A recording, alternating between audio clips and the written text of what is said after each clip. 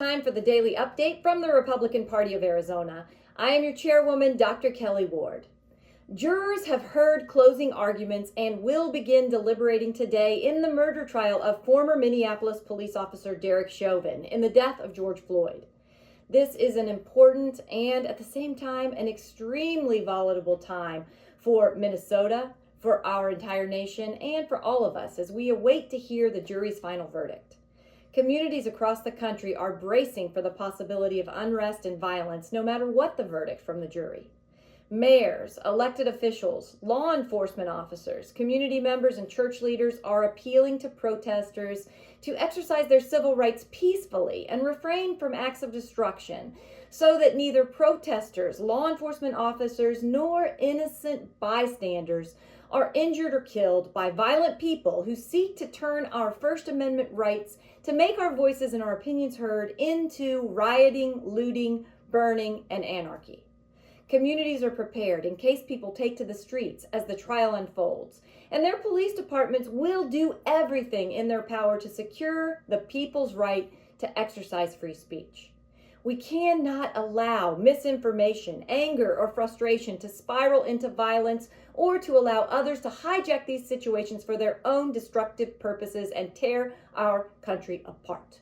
Well, at least the vast majority of Americans believe that. Then there's California Democrat Maxine Waters, who's openly inciting confrontation, riots, attacks, or as she calls it, pushback against law enforcement if the verdict is not what she demands. She's the definition of a domestic terrorist.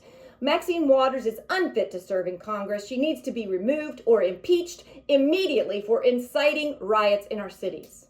Remember the Democrats' sham impeachment of President Trump after he said to peacefully and patriotically make America's voice heard?